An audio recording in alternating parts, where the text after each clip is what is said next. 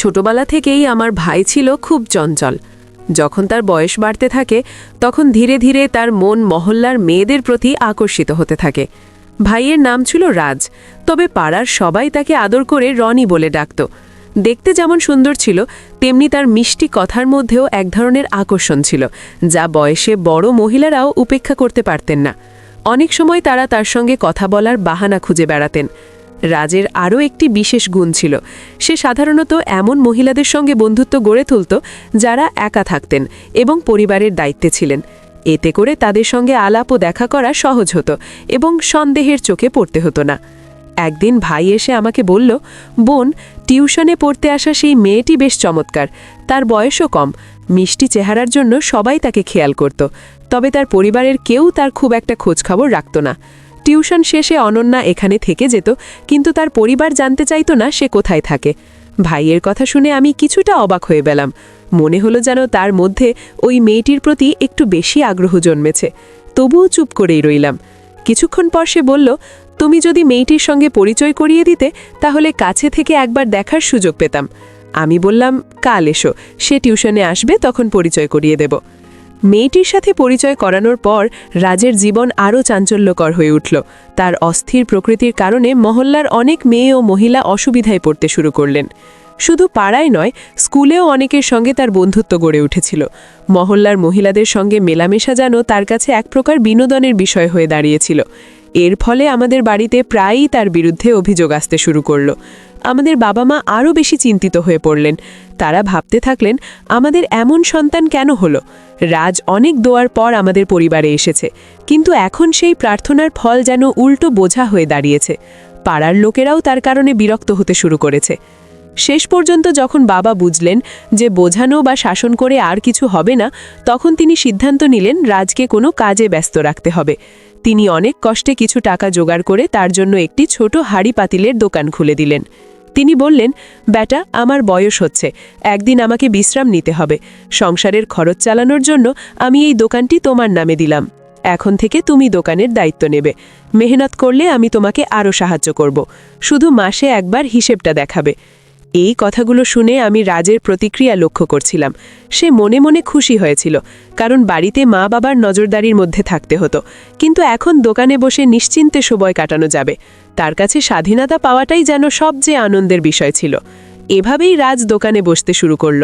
যখন ক্রেতা কম আসত তখন সে নিজের ফোন নিয়ে ব্যস্ত থাকত। ধীরে ধীরে দোকানটিও জমে উঠল আর তার হাতে টাকা আসতে শুরু করল। এই টাকার স্বাদ পেয়ে তার মধ্যে আরও কিছু করার ইচ্ছা জাগল। দোকানে কাজ করতে করতে রাজ কিছুটা মজা পেত, তবে বয়স বাড়ার সঙ্গে সঙ্গে তার উদ্দেশ্য আরও স্পষ্ট হতে থাকল। রাজ পাড়ার অনেক মহিলার সঙ্গে পরিচিত হয়ে গিয়েছিল।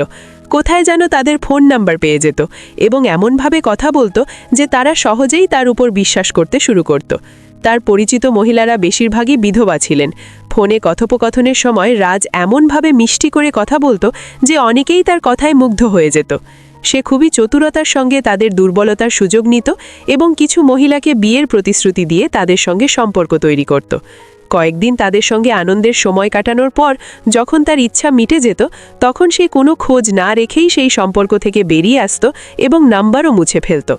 এভাবেই তার জীবন চলতে থাকল আর তার ফাঁদে পড়া মহিলাদের সংখ্যা বাড়তে থাকল। মা বাবা রাজের এই আচরণে খুবই কষ্ট পেতেন। তারা আল্লাহর কাছে প্রার্থনা করতেন যেন রাজ একদিন সঠিক পথে ফিরে আসে, কিন্তু রাজ তার আচরণে সবসময় পরিবারের সবাইকে দুশ্চিন্তায় রাখত। তার বয়স যখন 24-এ পৌঁছালো তখন বাবার মনে তার বিয়ের চিন্তা আসে। তারা ভাবতে শুরু করেন যে তাদের ছেলে এখন নিজের কাজে মনোযোগ দিচ্ছে। প্রতিবেশীরাও একইভাবে মনে করতে লাগলেন যে রাজ সঠিক পথেই রয়েছে, কারণ বহুদিন ভরে তার নামে কোনো অভিযোগ আসেনি। বাবা ভেবে খুশি ছিলেন যে তাদের দোকান সফল হয়েছে এবং তাদের ছেলে কাজে ব্যস্ত, কিন্তু বাস্তবতা ছিল ভিন্ন। অভিযোগ বাইরে থেকে বন্ধ থাকলেও আসলে তার চালচলন আগের চেয়ে আরও গোপনে চলে গিয়েছিল। মা বাবা যখন রাজের জন্য পাত্রী দেখা শুরু করলেন তখন তাকে বললেন, বেটা, আমরা চাই তোমার বিয়ে হোক, আমাদেরও নাতি নাতনির মুখ দেখার ইচ্ছা আছে। রাজ তাদের বলল, বাবা, আমার তো এখনো বয়স হয়নি, আরও সময় দরকার নিজের কাজে মনোযোগ দিতে। তখন বাবা বললেন, বিয়ের পর তোমার কাজ থেমে যাবে না, বরং তুমি তোমার স্ত্রীকে সঙ্গে নিয়ে আরও ভালোভাবে ব্যবসা সামলাতে পারবে। আমাদের ইচ্ছেটাও পূরণ হতে দাও। অনেকটা অনিচ্ছা সত্ত্বেও রাজ বিয়েতে সম্মতি দিল। এরপর তারা একটি মেয়ে পছন্দ করলেন, যে দেখতে খুব সুন্দর না হলেও ঘর সংসার সামলাতে বেশ পারদর্শী ছিল। বাবা মা সেই মেয়েটিকে পছন্দ করেন এবং রাজের সঙ্গে তার বিয়ে দেন। বিয়ের প্রথম রাতেই রাজ তার স্ত্রীকে বলল, এই বিয়েতে আমার বিশেষ কোনো আগ্রহ ছিল না, আমি শুধু আমার বাবাকে খুশি করার জন্যই বিয়ে করেছি। তুমি এই বাড়িতে তাদের সেবা করবে, তবে আমার ব্যাপারে কিচ্ছু বলবে না। আমি কোথায় যাই, কি করি, এসব নিয়ে প্রশ্ন করবে না। রাজের স্ত্রী চুপচাপ এসব মেনে নিয়ে সংসার শুরু করলেন। তিনি তার কাজের মাধ্যমেই শ্বশুর শাশুড়ির মন জয় করতে পারলেও রাজের মন জয় করতে পারলেন না। রাজ তার পুরনো অভ্যাসগুলো বজায় রেখেছিল এবং আগের মতোই বিভিন্ন মহিলার সঙ্গে যোগাযোগ রাখত। বয়স বাড়ার সঙ্গে সঙ্গে সে এমন মহিলাদের সঙ্গ বেছে নিত যাদের প্রাচুর্য ছিল এবং তাদের থেকে কিছু পেতে খুব বেশি খরচ হতো না। এভাবেই তার জীবন চলতে থাকল। তবে সময়ের সঙ্গে সে কিছুটা সময় পরিবারের জন্য রাখত। বিয়ের ৩ বছর পর তাদের ২ সন্তান জন্মগ্রহণ করল। তখন রাজের স্ত্রী তাকে বোঝানোর চেষ্টা করেন, দেখো, আমাদের এখন ২ সন্তান রয়েছে, তোমার উচিত ওদের প্রতি মনোযোগ দেওয়া। তুমি এভাবে রাতের পর রাত বাইরে থেকো না। বাবা মা বৃদ্ধ হয়ে গেছেন, তোমার একটু দায়িত্ব নেওয়া দরকার। কিন্তু রাজ স্ত্রীর কথায় খুব একটা কান দিত না, নিজের মতো জীবন উপভোগ করতে থাকত। বছর কেটে যায় এবং রাজের সন্তানেরাও বড় হতে থাকে। এদিকে রাজের বয়সও ৪৬-৪৭-এ পৌঁছালো। এই সময়ে সে নতুন ধরনের চ্যালেঞ্জের মুখোমুখি হতে শুরু করল। তবে কি সে তার পুরনো অভ্যাস থেকে কিছু শিখতে পারবে? যখন তার বয়স প্রায় ৪৮-এ পৌঁছালো, তখনও তার চালচলন এমন ছিল যে কেউ বুঝতে পারত না সে এই বয়সের মানুষ। বরং সে সব সময় তরুণের মতো পোশাক আশাকে নিজেকে গুছিয়ে রাখত। তার আর্থিক অবস্থাও ভালো ছিল। একদিন হঠাৎ আমাদের পাড়ার একজন খুব রাগ নিয়ে আমাদের বাড়িতে এলেন এবং বললেন, বোনজি, দেখুন, আপনার ভাইয়ের ছেলে তো একেবারে সীমা ছাড়িয়ে গেছে, স্কুলের একটা মেয়েকে বিরক্ত করছিল। এটা শুনে আমি হতবাক হয়ে গেলাম। ভাবলাম, আমার ভাই রাজ ছোটবেলায় কিছু অপকর্ম করেছিল, আর এখনবার ছেলেরাও সেই পথেই হাঁটছে। আমার ভাই রাজ ছোটবেলায় একটু বেপরোয়া স্বভাবের ছিল, আর এখন তার সন্তানেরাও যেন তার বাবার সেই বেপরোয়া স্বভাবটি গ্রহণ করছে। কিছুদিন আগেই গ্রামে ফিরে আমি তাকে তার ছেলেদের এসব আচরণের কথা জানালাম। এতে সে বেশ চিন্তিত হয়ে পড়ে এবং তাদের সঠিক পথে ফেরানোর চেষ্টা করে। কিন্তু ছেলেরা যেন তার নিজের ছোটবেলার কর্মকাণ্ডের প্রতিচ্ছবি। তারা তার কথাই শুনতে চায় না। রাজ উপলব্ধি করে যে তার ছোটবেলায় করা ভুলগুলো এখন তার ছেলেদের মধ্যেই প্রকাশ পাচ্ছে। একসময় সে অতীতে ফিরে যায় এবং নিজের জীবনের একটি বিশেষ সময়ের কথা মনে পড়ে। তখন তার বন্ধুত্ব হয়েছিল একজন অভিজ্ঞ শিক্ষিকার সাথে, যিনি একাকী জীবনযাপন করছিলেন। ধীরে ধীরে তাদের দূরত্বগুলো মুছে যায় এবং সেই শিক্ষিকা যেন তার জীবনের সবচেয়ে বড় অনুপ্রেরণা হয়ে ওঠেন। একদিন গল্প করতে করতে সেই শিক্ষিকা রাজকে জিজ্ঞাসা করেন, তোমার কি আগে কখনো এমন অনুভূতি হয়েছে কারো প্রতি? তখন আমার ভাই তার পুরনো অভ্যাসে ফিরতে শুরু করে। একদিন সেই মহিলা তাকে বললেন, তোমার তো পরিবার আছে, স্ত্রী সন্তান আছে, আর কোনো সম্পর্ক নেই তো? তখন আমার ভাই মৃদু হাসি দিয়ে বলল, না, আমি তো কোনো অন্যরকম সম্পর্ক রাখি না। এই কথা শুনে সেই মহিলা কিছুটা চিন্তায় পড়ে বললেন, তাহলে অবিবাহিত তো? কারো সাথে কখনো এমন কিছু করনি? ভাই তখন নিরীহ ভাব ধরে বলল, না, একদমই না। কিন্তু সেই মহিলা তার মিথ্যে বুঝে ফেলেন। এরপর কিছুক্ষণ চুপ থেকে বললেন, আমার কাছে একটা মেয়ে টিউশনে আসে, দেখতে খুব সুন্দরী, তোমার সাথে ওর পরিচয় করিয়ে দেব?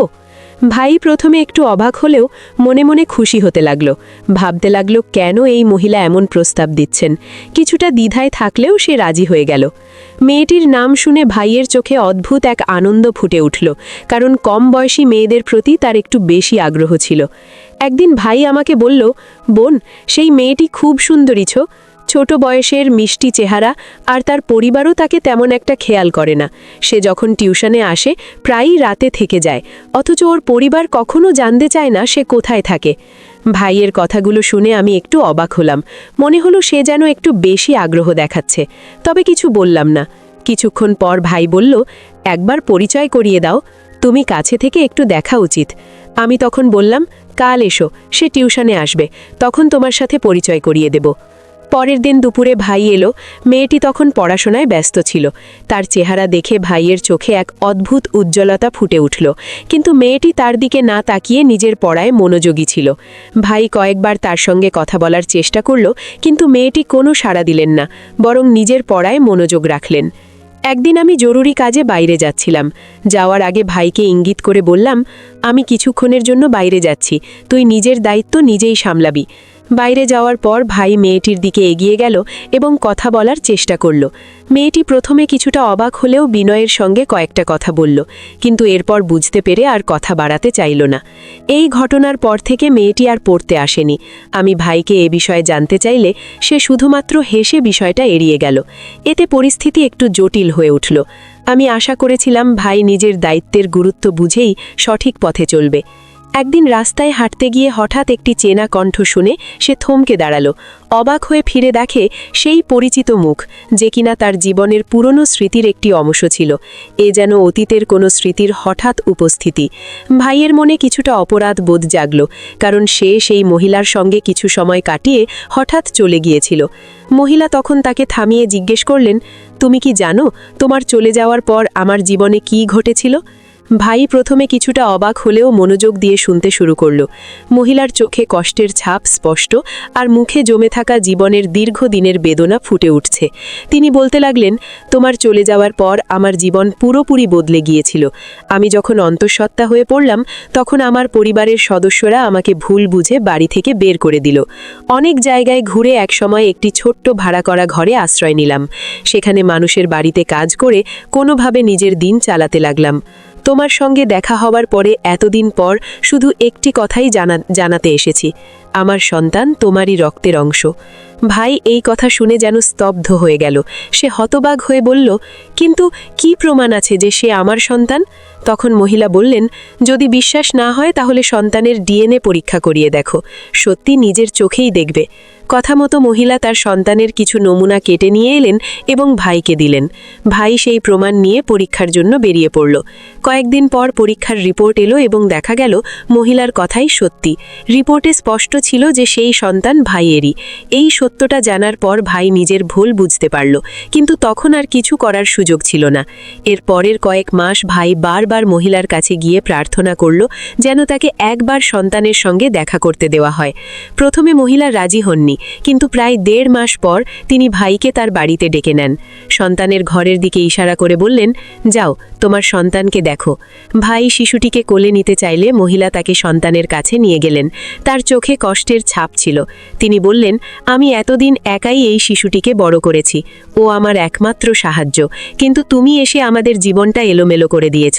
এ কথা বলে মহিলা চলে গেলেন। বাচ্চাটি তখন অসুস্থ ছিল। টাকা না থাকায় তাকে ভালো কোনো চিকিৎসা করাতে পারেননি। ভাইয়ের মনে হলো যেন পায়ের নিচের মাটি সরে গেছে। শিশুটিকে বুকে জড়িয়ে ধরে সে দ্রুত হাসপাতালে নিয়ে গেল। ডাক্তার পরীক্ষা করে বললেন, শিশুটি মানসিক আঘাতে আছে, তার স্মৃতিশক্তি দুর্বল হয়ে গেছে এবং কিছুটা মানসিক ভারসাম্য হারিয়েছে। সে কখনো পুরোপুরি সুস্থ হবে কিনা বলা যাচ্ছে না। এসব কথা শুনে ভাইয়ের মন ভেঙে গেল, তবে নিজের ভুলের পরিণতি তাকে মেনে নিতেই হলো। এমন অবস্থায় সে শিশুটিকে নিয়ে বাড়ি ফিরে এলো এবং তার যত্ন নিতে শুরু করল। রাতের পর রাত সে শিশুটির পাশে বসে থাকত, যত্ন করত, কিন্তু শিশুটি ভেতরে ভেতরে কেবল তাকিয়ে থাকত, যেন ভাইকে চিনতেই পারছিল না। তার মনে এমন কোনো স্মৃতি নেই যা তাকে ভাইয়ের সঙ্গে সম্পর্কিত করে। এদিকে ভাইয়ের স্ত্রী বললেন, তোমার পক্ষে ওকে দেখা সম্ভব হলে দেখো, আমি আর ওকে সামলাতে পারবো না। ভাইয়ের নিজের ছেলেরাও বলল, এ কেমন ছেলে তুমি আমাদের সঙ্গে নিয়ে এলে, আমরা ওকে আপন বলে মেনে নিতে পারছি না। ভাই যেন একটা ঝড়ের মধ্যে দিশেহারা হয়ে পড়ল। অবশেষে ভাই সিদ্ধান্ত নিল যে সে ছেলেটিকে নিয়ে আলাদা কোথাও থাকবে। একটি ছোট্ট ভাড়া করা ঘরে উঠল এবং দিন রাত পরিশ্রম করতে লাগল। দোকানে খেটে যা আয় করত তার সবটাই শিশুটির চিকিৎসা এবং যত্নে ব্যয় করত। এভাবেই নিজের ভুলের মাসুল দিয়ে প্রতিদিন সে শিশুটির পাশে থেকে তার যত্ন করতে থাকল। ডাক্তাররা বলেছিলেন শিশুটির স্বাভাবিক জীবনে ফিরতে কিছুটা সময় লাগবে, কিন্তু ভাই কখনো হার ছাড়েনি। প্রতিদিন নতুন আশার আলো নিয়ে সে শিশুটির সেবা করত, ঠিক যেন একজন স্নেহময় পিতা। কিছু মাস কেটে গেল এবং ধীরে ধীরে শিশুটির মধ্যে পরিবর্তন আসতে শুরু করল। সে আর ভাইকে অচেনা মনে করত না, তার চোখে যেন পরিচয়ের একটি আভাস দেখা দিতে লাগল। ভাইয়ের অক্লান্ত পরিশ্রম আর ভালোবাসা শিশুটির মনে জমে থাকা কষ্টগুলোকে আস্তে আস্তে মুছে দিতে শুরু করল।